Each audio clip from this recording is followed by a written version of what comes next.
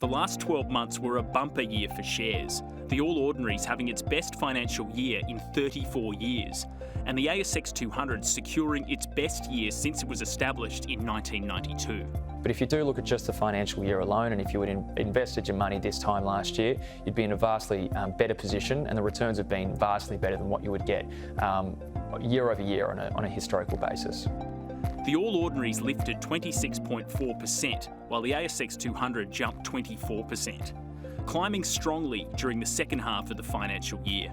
Some of the best performing companies included rare earths miner Lynas, up 201%, plumbing supplier Reece, up 165%, four-wheel drive fit-out company ARB, up 136%, BlueScope Steel, 90%, and Afterpay, up 89%. While some of the laggards were A2 Milk, down 68%, data company Appen, down 60%, AGL Energy, down 52%, fund manager AMP, down 40%, and Origin Energy, down 23%.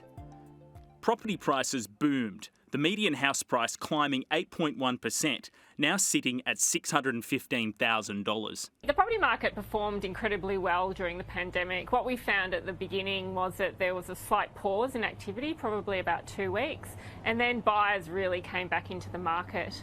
So prices rose, they rose everywhere across Australia, and we did see some record conditions in some markets. Sydney remains the most expensive city in the nation, the median house price up 15.8% to $1.1 million.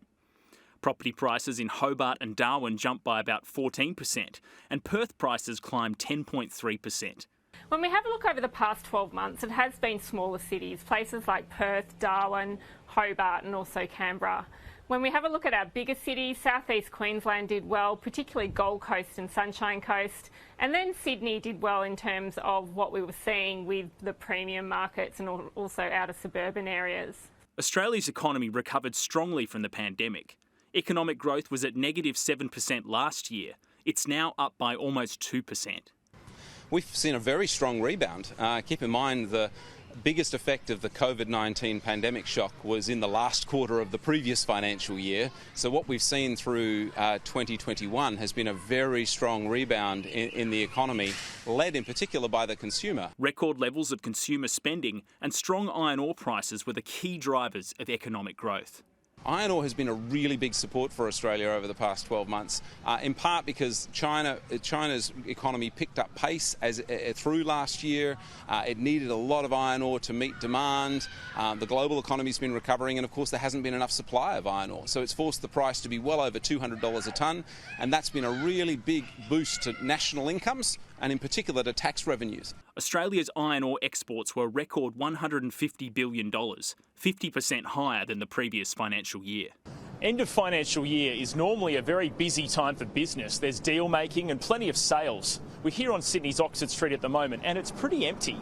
And experts say the slow vaccine rollout is the big economic risk over the next 12 months. We think Australia is going to hit quite a few headwinds.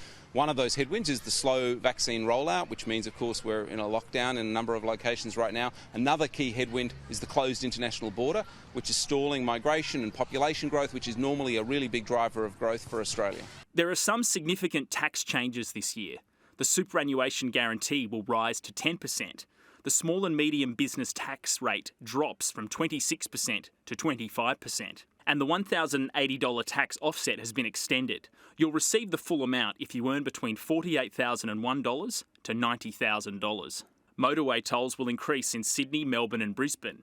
Council fees in New South Wales will rise by 2%, while fees in Brisbane will jump 3.75%. And there will be more than 900 changes to the Medicare benefits schedule. Changes to these rebates could cost anywhere from a few $100s to more than $10,000. Edward Boyd, Sky News.